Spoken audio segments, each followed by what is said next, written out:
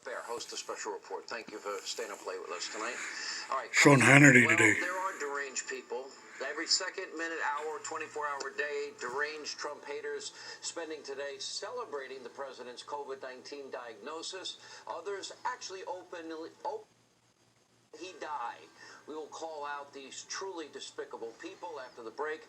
We'll check in with Dan Bongino, Geraldo Rivera, other news we will be breaking on this busy Friday news night. Thank you for being with us tonight on Hannity. So these are the liberals wishing that Trump dies.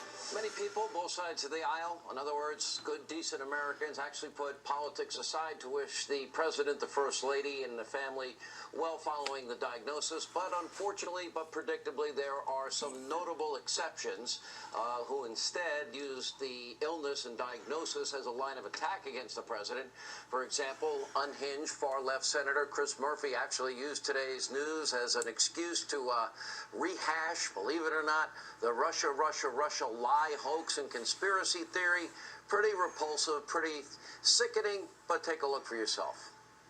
You have to be, much more serious about the Russian threat given today's news. If President Trump can't be out there on the campaign trail for the next 2 weeks, then he is going to rely on his surrogates. And unfortunately, one of his surrogates is Vladimir Putin. So you are likely going to see this campaign ramped up by Russia over the next few weeks to try to substitute for the president's absence on the campaign trail. Can't believe these people. The New York Times actually published an opinion piece entitled, quote, "Defiant, Now Infected, Trump is a Morality Tale." LA Times following that up with an even more despicable headline. It reads, quote, "When Reagan was shot, the country rallied around, but he hadn't spent months downplaying assassins."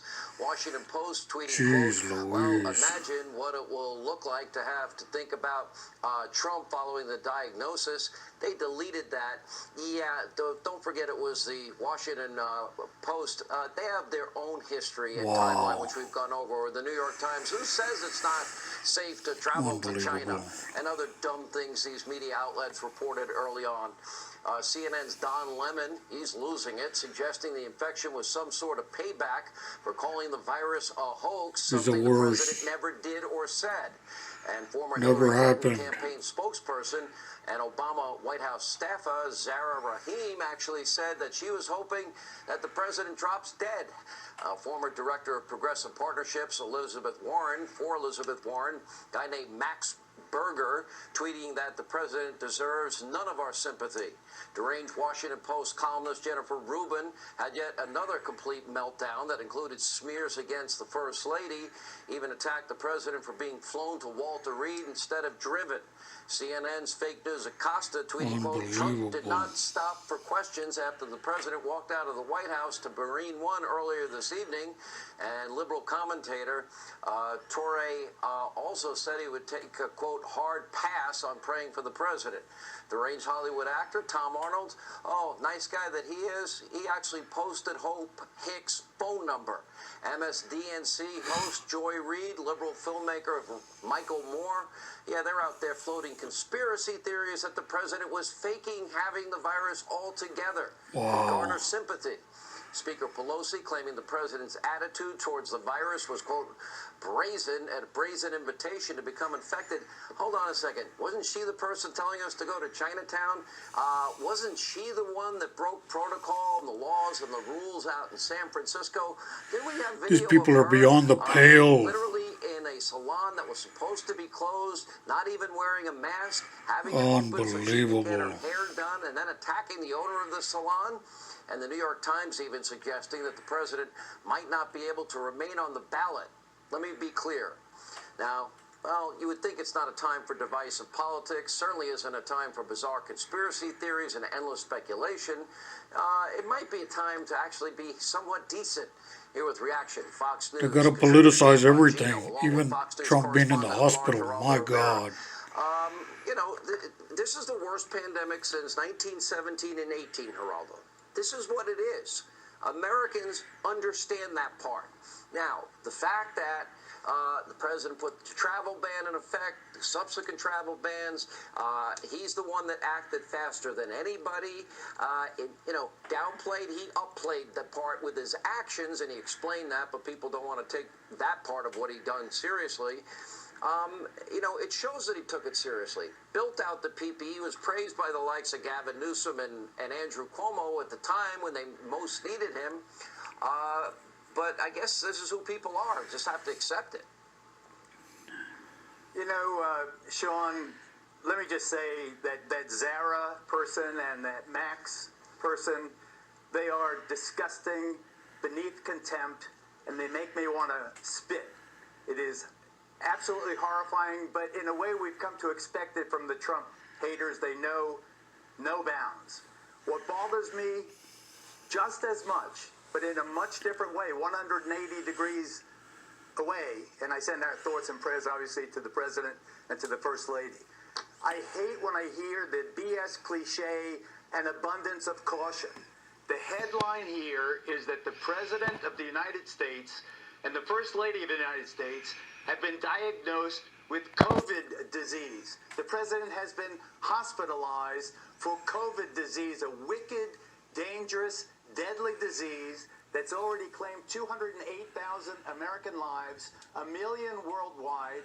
It's so dangerous that as doctors are prescribing an experimental drug, we have to understand that this is an awesome, serious matter that we all have to really take a deep breath, and as we send our thoughts and prayers to our friend, we have to understand and appreciate what is going on here. When you start hearing people talking about the 25th Amendment and the President himself describing to John Roberts how that mogul friend of his went in 4 days from bare symptoms to death, God forbid, but let's understand what we're dealing with here. Those people who are so low-minded that they are using this as an opportunity to stab this man in the back.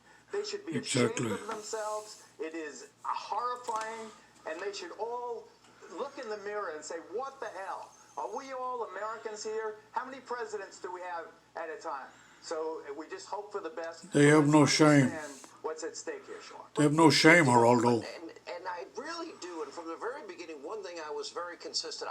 I said it in early February, late January, that I believe Dan Bongino in our medical scientists, our researchers, they are the best in the world. You stand back, you look where we were, first case January 21st of this year, and we're now in final stage trials for vaccines, multiple trials. With all the things, the therapeutics have greatly improved. Nobody likes it. Nobody wants it. I don't want any risk in life, and I don't want anybody to die, period, end of sentence. Even people that hate me, I want them to live forever so they can hate me more.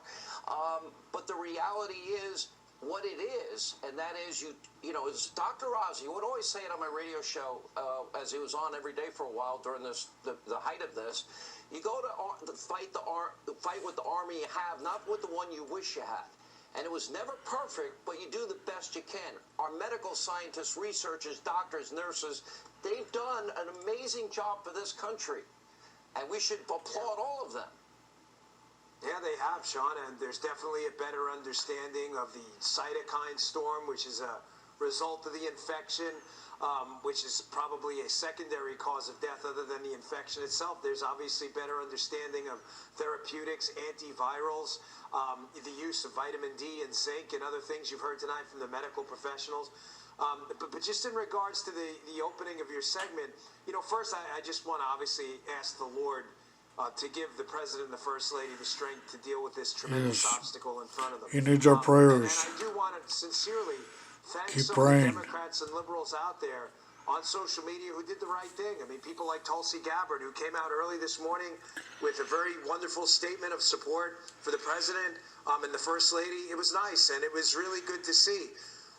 But Sean, the good news ends there. Exactly, Tulsi Gabbard. To the others out there, the high road. The Deathwishers, the wannabe Hillary Charlie Clinton Bronsons out there, the, said something. Bizarro Charlie Gave her Bronson. well wishes You're ghouls. 7 hours You're after disgraceful Joe people. You Biden. disgraced yourselves, your She's families, sick. the She's people you disgusting. work for, this country. Should lock her up. You're not going to find in this network, when you had tragic incidents like the death of Ruth Bader Ginsburg, people celebrating it. You'd be fired tomorrow. I can't speak for management. I can speak from there.